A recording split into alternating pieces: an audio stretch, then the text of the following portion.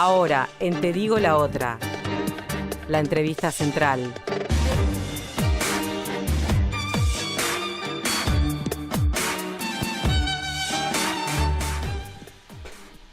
Recibimos en la radio de la Universidad de la República al diputado Darío Pérez por el departamento de Maldonado del Frente Amplio. Buenas noches, Darío, ¿cómo estás? Buenas noches, un gusto estar hablando con ustedes y sobre todo la universidad, ¿no? Es un gusto para nosotros también que estés acá con nosotros. Así que vamos a empezar esta entrevista y te queremos preguntar sobre varios temas, sobre la actualidad política del país, y en particular sobre el Frente Amplio. Y tal vez como disparador, en las últimas horas estuvimos viendo una encuesta de equipos consultores allá en Canal 10, que estuvo otorgándole por primera vez una mayor intención de voto al Partido Nacional que al Frente Amplio, hecho que no sucedía desde el año 1994. Más allá de que falta para las elecciones y de que bueno, es una encuesta y todos esos paraguas que sabemos que hay que abrir, ¿vos cómo te tomas estos datos? Yo les vengo avisando a los compañeros hace mucho tiempo que la cosa no está fácil, la calle para el Frente Amplio. Uh-huh. Y tú sabes que el poder ejerce una cosa extraña sobre mucha gente. Una de ellas es una especie de ceguera frente a la realidad. No te digo que sea una cosa generalizada, pero a veces los grandes conductores no tienen el contacto necesario con la gente. Quiero decirte que no andan pisando el barro. Y los diputados del interior tenemos una ventaja en ese aspecto para no anestesiar, ¿no? Uh-huh. Que la gente te para en la calle y te dice cosas. Entonces tú empiezas a tener un termómetro de cómo viene la mano. Y también empiezas a ver errores graves, por ejemplo, de comunicación. ¿Qué te voy a decir? Uh-huh. Cuando sale la ministra de Cultura y dice los maestros de sexto, no sé qué, y recalienta a todos los maestros de sexto y a todos los maestros y a todos los que están en la enseñanza, y todavía a cada uno le recalienta de una manera. Yo el mejor maestro que tuve fue el de sexto, fíjate tú. Entonces, bueno, ahí ya calentaste a unos poquitos. Después calentaste a los judiciales porque no actuaste en tiempo y forma, fue una equivocación del Parlamento todo. Medio se aprovechó quizás en alguna forma algo porque el espíritu de lo que se votó en ese momento, que era un aumento para los ministros, no era para todo el mundo, pero estaban enganchados. Y bueno, pero ya calentaste a los judiciales. Después, tú sabes, con el tema de las armas, por ejemplo, hoy en día un daltónico que puede circular en un auto y que es mucha gente que está relacionada con las armas. Uruguay es un país muy armado, dicen que hay 600.000, yo creo que deben haber más. Producto de una cantidad de cosas que no voy a analizar en este momento, pero entonces, por ejemplo, un daltónico puede circular por la calle, pero no puede recibir un arma. Un cardiópata que no tiene resto físico para poder trenzarse con alguien, uh-huh, por ejemplo, en este caso con un ladrón o con alguien que quiera entrar a tu casa, lo que sea, tampoco se le van a dar. Y ahí calentaste a otros más. ¿Vos andás armado, Darío? Yo ando armado, sí. ¿Y con qué fin? ¿Seguridad personal? Y yo vivo en el campo, yo vivo en una chacra. Uh-huh. Es todo oscuro cuando yo llego y cerca un puente. Donde baja te digo baja porque el arroyo queda por abajo. Donde baja que mucha gente buena que viene de Solá, pero baja otra gente que yo soy de un pueblo y los conozco. Uh-huh. Y yo no voy a esperar que vengan 5, 6 o 10 minutos la policía a mi casa, porque es un segundo. Y porque además, no sé si sos de Montevideo del interior. Sí, soy de Montevideo. Lo que pasa, es común. ¿Tuviste que los cintos de los paisanos tienen una canana para el revólver? Sí. Para la gente de campo, tener un arma en la casa es algo totalmente natural. Yo te diría que no sé si hay alguien que no tenga en el campo. Y echarse el revólver en el sitio para salir a recorrer el campo, una cosa frecuente. Agrégale las armas que quedaron desde 1904, que algunas funcionan. Te digo por la duda. Porque no las entregaban cuando se terminaba la revolución. Minga, te entregaban los pingajos. Y así sucesivamente. Entonces sí, ando armado porque yo necesito estar tranquilo y cuando estoy en mi casa con mi familia, lamento cuando no estoy. Uh-huh. Espero no haberla usado nunca, pero te voy a explicar algo. En mi casa, mi padre me enseñó desde chico el manejo de las armas y el cuidado que había que tener, etcétera, etcétera. En la mesalud de mi casa, desde que yo crecía, había un revólver. ¿Vos eso, cargado. Darío, tenés hijos vos? Tengo hijos, sí. ¿Y promovés eso? Yo les enseño, a los grandes ya los enseño a tirar. No solamente con armas de fuego, sino con arcos y con ballesta. Pero eso es un gusto personal. Claro. Yo no es que lo promueva, me adapto a la realidad y siempre digo, yo no promuevo el uso de las armas, ¿me explico? Pero sí el de la libertad de tenerla en forma legal, por supuesto. En los últimos tiempos... La libertad de tenerlo en forma legal porque, bueno, la policía no llega a tiempo y es para eso, porque disputa con alguien no le voy a pegar un tiro, para decírtelo claro. Darío, tú has sido especialmente crítico de algunas acciones del Frente Amplio en el gobierno, particularmente en los últimos años, con todo lo que tuvo que ver con la votación de la ley de presupuesto de este periodo de gobierno y en otros episodios puntuales también. Vos, si mirás un poco en retrospectiva, ¿en qué momento sentís que la fuerza política que integrás comenzó a alejarse o a separarse de tus principales posturas o de lo que pensás que debería ser el Frente Amplio? No sé, son hechos puntuales, ¿viste? No te puedo decir exactamente un momento. Es lo que yo vi, porque yo estuve en la oposición hace 20 y pico de años que soy diputado, ¿no? Uh-huh. Estuve en la oposición, vi el proceso que sufrían otros partidos estando en el gobierno. Digo, esto espero que a nosotros nunca nos pase, ¿no? Muchas veces las decisiones que toma un jerarca, uh-huh, que no fue electo por el pueblo, que fue electo porque fue está en un lugar por su dignidad, por su sapiencia o simplemente porque es un militante. Y muchas veces, esto te lo digo como persona del interior, ese compañero toma una decisión en Montevideo sentado en un escritorio sin tener en cuenta otras cosas. Te lo voy a plantear concretamente con un lío que hay ahora, a ver, para que vaya como ejemplo, con lo que está haciendo el presidente del Banco República, Polgar. Uh-huh. Cuando tú cierras una sucursal o le quitas horas o días de trabajo, etcétera, etcétera, el hombre está tomando la decisión desde un escritorio. Creo que el Banco República, ahí la central queda el 18 de julio, creo, no sé. Sí. Y yo calculo que los edificios y el asfalto que tiene alrededor no lo dejan ver más allá de la muralla. Uh-huh. Porque para un paisano de escuela, y de repente, apenas terminó la escuela, o para un viejito de bastón, tener que ir a un cajero y no tener una persona enfrente, es un esfuerzo extraordinario. Para que tú te hagas una idea, y sin irnos para el campo o para un pueblo, de algún lugar del interior donde están ejerciendo estas acciones, todo esto de la bancarización y la inclusión financiera, que los bancos están locos de la vida con todo esto, más allá que se sabe que el mundo va para ahí.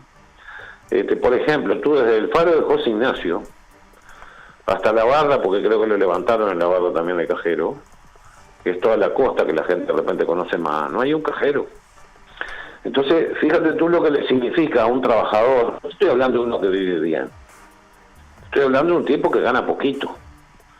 Ya se tiene que tomar un ómnibus o gastar unos litros de nafta para ir hasta Maldonado o a San Carlos, uh-huh, para poder cobrar su sueldo. Y tú dices, ¿es poca plata? ¿Es poca plata porque no vive con 20.000 o con 25, con 30? Uh-huh.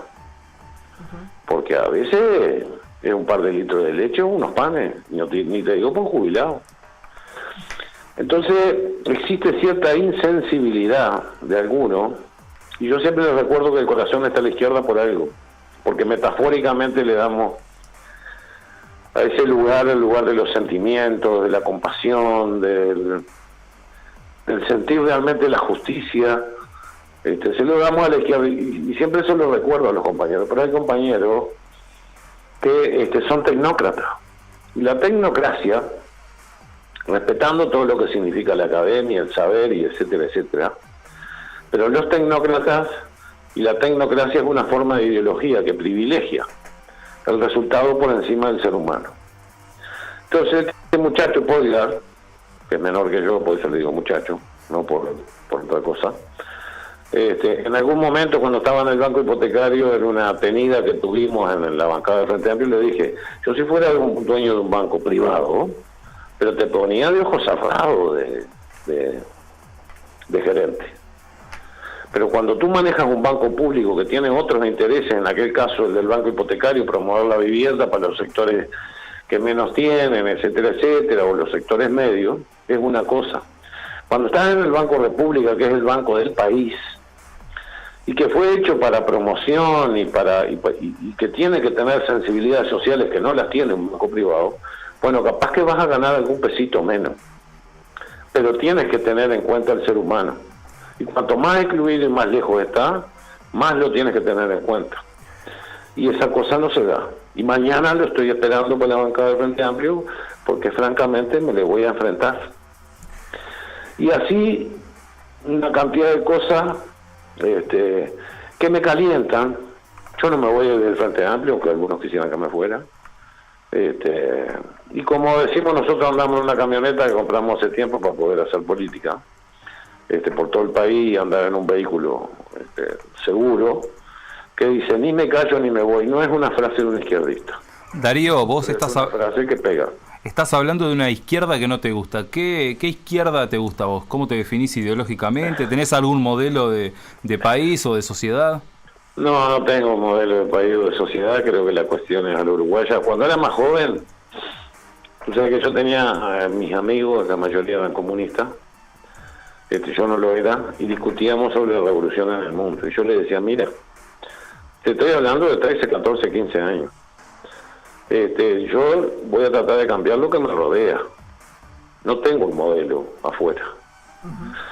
Sí entiendo, o está en mi sistema de creencias, que ser de izquierda implica algunas cosas. Entre otras, por ejemplo, la austeridad al gobernar, y sobre todo cuando manejas plata ajena, porque todo peso que tú puedas utilizar bien, guardar, ahorrar en cosas que son superfluas de repente, y lo puedas dirigir para toda la gente que lo precisa. Tú sabes que yo, después que perdí las elecciones acá, perdió el Frente Amplio en Maldonado, andaba con ganas de tirar la toalla. Por una cantidad de cosas que, bueno, en otro momento y en otro programa capaz que te las cuento. Contar alguna. Pero te voy a decir lo que me pasó. Entonces unos compañeros de Montevideo, donde la liga es muy chiquita, porque no cuesta con el discurso nuestro desarrollarnos en Montevideo, me llevaron a un asentamiento que hay enfrente a la Gruta de Lourdes, ¿no? Y en ese lugar, además de que padeciste lo crudo, la mierda corría entre las patas de quienes viven ahí. Sí. Al último rancho que fuimos, había un niño que tiene una parálisis infantil. Niño, no tan niño, pero bueno, uno le dice niño porque tiene el aspecto de niño. Y cada vez que el pantanoso, no sé qué, cuál es el arroyo que pasa por ahí, y unas lagunas que hay podridas, crece, tienen que salir con ese niño para arriba, que está como en un rancho de madera que tiene unas patas para que no salir tan rápido, digamos, para que les dé tiempo. Entonces digo, bueno, la verdad que ahí tenía 59. Toda la vida he peleado por la justicia social. Ese es tu destino, mijo, porque todavía falta mucho. Y a pesar de nuestro gobierno, que ha hecho cosas buenas y ha mejorado la distribución de la riqueza y montones de cosas, todavía nos falta mucho para mucha gente.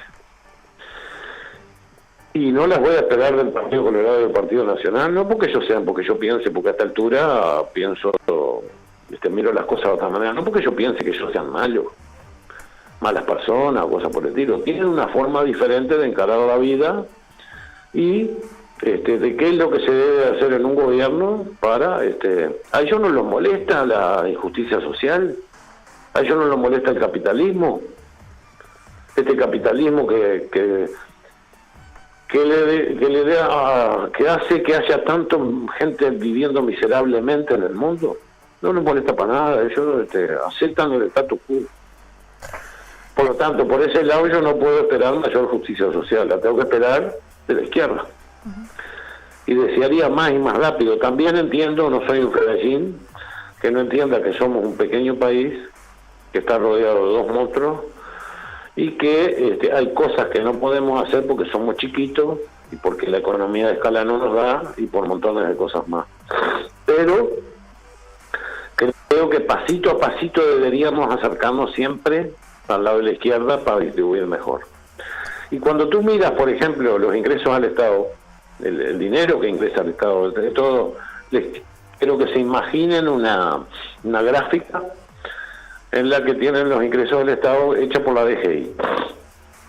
Ustedes van a ver que el IRPF, que está, es cierto, sobre determinada cantidad de gente, que es más justo que el famoso impuesto a los sueldos, que ustedes por jóvenes no lo vivieron, pero era un impuesto de tabla rasa, que al chiquito lo jodía mucho y al grande no le hacía nada.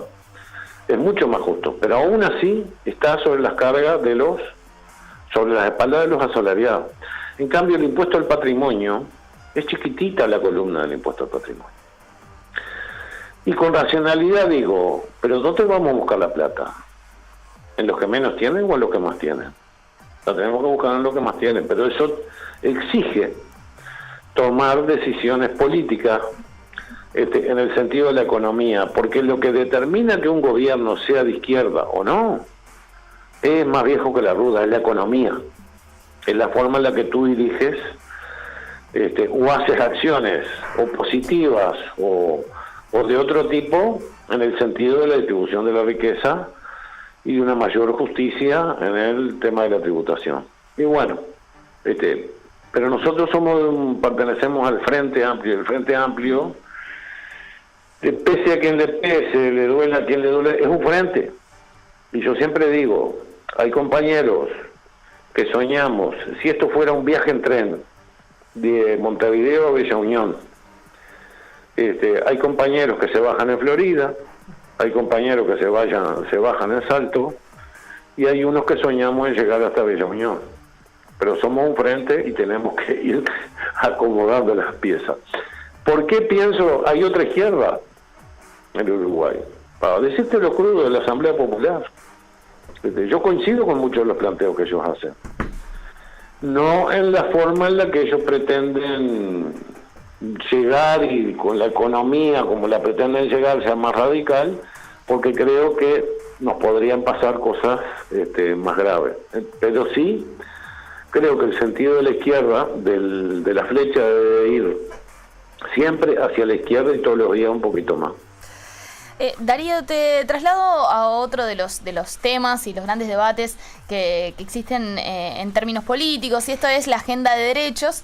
En las últimas semanas algunas figuras políticas de la oposición, como Gastúe, o del oficialismo, como el hijo de Tabaré Vázquez, hicieron críticas bastante duras en algunos aspectos a lo que es la agenda de derechos que ha promovido los gobiernos del Frente Amplio. ¿Compartís alguno de los diagnósticos que estas figuras políticas hacían, de las argumentaciones que ellos esgrimían en estas entrevistas que daban? Bueno, hay dos cosas. Yo no tengo mi cabeza propia, me creo un libre pensador, ¿no? Hay dos temas en los que yo presenté batalla. Una por razones filosóficas, te diría de percepción de lo que es la vida, etcétera, etcétera. Yo te quiero decir, por ejemplo, yo me retiré de Sala el día que fue a votar el tema del aborto, ¿no? ¿Por qué? Y bueno, yo tengo mis creencias y seguramente las cosas que te tocan vivir en la vida también te moldean. Claro. Y me costó mucho tener hijos, ¿viste? Tengo 5. Pero perdí varios. Entonces valoro enormemente la vida. Y me cuesta mucho, entiendo, yo no juzgo a quien se lo hace, y es independiente de la ley, pero yo sentí que no podía levantar. No levanté la mano, no como de repente lo planteaban otros. Me retiré de sala sabiendo que esta ley iba a mejorar para mucha gente el acceso, porque antes las pobres, yo que soy médico lo sé, de repente estaba trabajando en el hospital y llegaba uno con un aborto que se le había, una mujer con un aborto que se le había hecho con una aguja de tejer. Y atrás de eso, mira que es horrible lo que te estoy diciendo, pero se lo hacían con una aguja de tejer. Sí. Y si no, metiendo el dedo y un tallo de perejil, ¿no? Porque era la creencia popular. Y eso es terrible, porque ahí después venía la infección, la sepsis, y esa mujer tenía grandes posibilidades. Yo entiendo que esa ley mejoró la salud de muchas mujeres, sobre todo las pobres. Pero yo no quería levantar la mano en forma simbólica porque no creo en el aborto, ni lo quiero, ni soy partícipe, y no participaría de un aborto. ¿Queda claro? Como médico, entonces, cuando por ejemplo acontece como en Salto que todos los ginecólogos se pliegan a la objeción de conciencia, vos ese tipo de posicionamiento lo respaldás. Yo haría objeción de conciencia, porque muchas veces cuando se habla desde lo técnico o solamente desde la ley es una cosa. Ahora yo te voy a llevar una imagen brutal, pero te tengo que llevar porque lo viví. Mujer en posición ginecológica, tú sabes que ahí adentro hay algo que se mueve o que no se mueve. Por suerte los que yo vi ya no estaban, y tienes que meter un metal hacia adentro, una cureta, y raspar, y tú lo que sacas son pedacitos. ¿Me entiendes? Bueno, perdóname, pero yo no voy a participar de eso. Yo no. Y espero que alguien me respete, como yo respeto a los demás, que me respeten en mi posición. Yo no participaría de eso. Menos sabiendo que hay, para algunos son un montón de células vivas que están ahí adentro. Para mí la vida. Entonces, te voy a contar un poco cómo se dio, por qué me retiré de sala.